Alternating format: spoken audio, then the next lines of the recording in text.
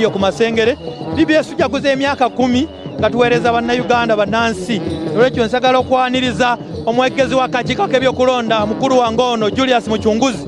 Tubyeko betuwayamu nawe okubanga ku bantu abali critical ku mukolo guno ke kakiiko k'ebyokulonda ekitongole ekiramuzi ekigenda okulayiza president omujja wamu ne gavumenti eteesesa omukolo. Mwami Muchunguzi Julius nkwaniriza ku BBS Telefina eyaffe lamusako bannansi abo. Kana museka bannansi era tusanyusa okubeera wano ku BBS Telefina.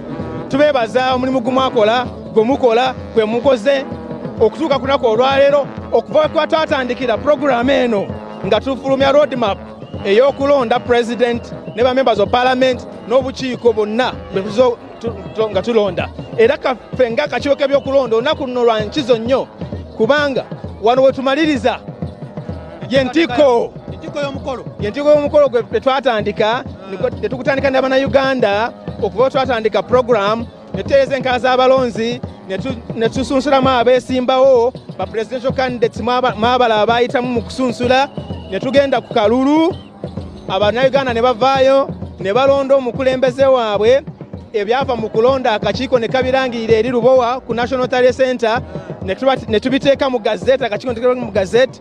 Era olunaku olwaleero omulimu w'akakiiko k'ebyokulonda wano kwe kwanjulira bannayuganda nti omuntu omwe bwe mwalonda y'ono wuuno yeetegese okulayira n'atula mu ntebe eba president. Era master wa ceremonies agenda kuyita ssentebe w'akakiiko k'ebyokulonda omulamuzi Byabaka Bamugenyi ajja kujja wano n'akakiiko ke nga mulimu Hajjati Lubega deputy chairperson ne ba commissioners bonna ne secretary nga bambadde engoye ezo ez'ekitiibwa ezo ezibateekamu ez'ekitiibwa bajjaawo ssentebe abeeko byayogera nga weebali then ayite president omulonde alinye ku katuuta awo amalirize ayite chief justice omulamuzi omukulu Ssaabalamuzi ajjaawo abakwase abagambe nti wuuno gwe balonda mumulayize mutwale omukolo mu maaso.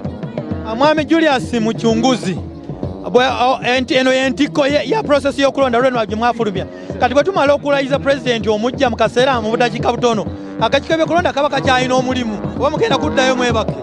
Omulimu gukyaliwo nnyo mumanyi already tulinawo by elections 2 ey'ekikuube okulonda ssentebe wa district ate twabadde ne Kalangala. Programu ye Kalangala etambula mu maaso, programu y'ekikuube etambula mu maaso, ate mumanyi nti waliwo n'okwetegekera okulonda kw'aba ssentebe ab'ebyalo. Omulimu gukyaliwo tetunaba kuzikiza. Njagala obeeko kyotugamba kulonda kw'abassentebe b'ebyalo waliwo enteekateeka yonna bannayuganda gye bayinza okumanya kaakano oba mukyafumba. Akakiiko k'ebyokulonda bwe kananga kamaliriza okwetegeka kwonna kajja kuvaayo mu butongole kabulire eggwanga programu yonna nga bw'erina okubeera naye nga tukimanyi nti kiri ku programu naye kati tukyafumba. Kati ekibuuzo ekyenkubuuza Mwami Muchunguzi mwenyumiriza ku ebyo ebyalangirirwa naddala kaluko wa president mu January. Akakiiko k'ebyokulonda ekisooka keebaza abannayuganda abaavaayo ne bagenda ku polling station ne babeera mu nkuba ne babeera mu musana ne balonda abakulembeze baabwe. Ennaku z'omwezi 15 twali tulonda omukulembeze w'eggwanga president ne ba members of parliament. Abannayuganda baavaayo ne balonda abakulembeze baabwe ku mitendera egyo ne balonda abakulembeze baabwe ku mitendera gya local government bassentebe ba district ba mayors ba lord mayor. Ffe ng'akakiiko k'ebyokulonda tetulina kubuusabuusa kwonna nti bannayuganda baakola kye baali balina okukola mu mateeka. Akakiiko k'ebyokulonda kaakola kye kalina okukola mu mateeka. Era kyova olaba tulinawo bwe tugenda okulayiza olunaku olwaleero nga president wa Uganda. Kyova olaba nti waliwo ba members of parliament abagenda okulangirira weekend neddako. N'olwekyo ffe ng'akakiiko k'ebyokulonda ekitwesanyu kwe kulaba nti tutuukiriza obuvunaanyizibwa obuli mu mateeka obuli mu ssemateeka akawaayiro 61 akawa obuyinza akakiiko k'ebyokulonda okutegeka okulonda. Akasembayo ssemateeka y'eggwanga Uganda as amended ne Electoral Commission Act eteekawo akakiiko k'ebyokulonda ezimu ku mpagi enkuluze babagamba to organize regular free and fair elections. Ekyo mukikoze? Tewali kubuusabuusa konna, jjawo akabuuza oteekeko full stop. Ekyo kye tukoze era ekyo kye tukola mu mateeka.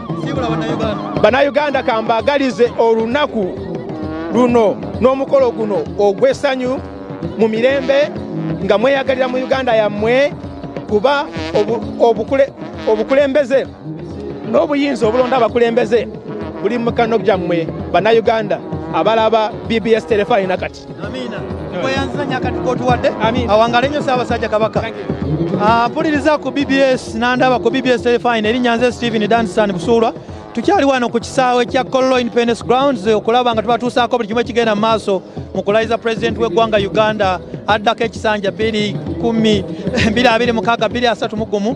Nze Stephen Danstan Busuulwa wano wamu ne ttiimu yange egendera okulaba nga buli kimu kigenda mu maaso. Jjukira abagenyi bangi bamaze okutuuka. CDF aduumira eggye ly'eggwanga General Muhoozi Kainerugaba y'omu ku bamazidde okutuuka. Ssaabaminisita w'eggwanga Right Honorable Robin Anabanja amazidde okutuuka. Baministers bamazidde okutuuka. Basente b'obukiiko statutory commissions bamazidde okutuuka. N'abantu abalala bangi mu tenti bamazidde okubukaala muzaamugema okulaba nga baba basaale okubaawo n'okulaba ebigenda mu maaso. Njagala okujjukiza nti ebigenda okukolebwa wano tebigenda kuba biwanvu nnyo kubanga by saa 8 okusinziira ku programu gye nalabye yakoleddwa ofiisi ya President, emikolo girina okuba nga giwedde. Kigenda kuba nga President w'eggwanga Uganda bw'amala okulayira agenda kwogerako eri eggwanga abeeko by'ategeeza ne byasuubiza abantu, ate bw'anaamala ajja kusiibula n'abantu abalala basobole okuvaawo mu reverse order. Njagala kujjukiza nti Ssaabalamuzi Benjamin Nodoki, Ssaabalamuzi kankuweeko katono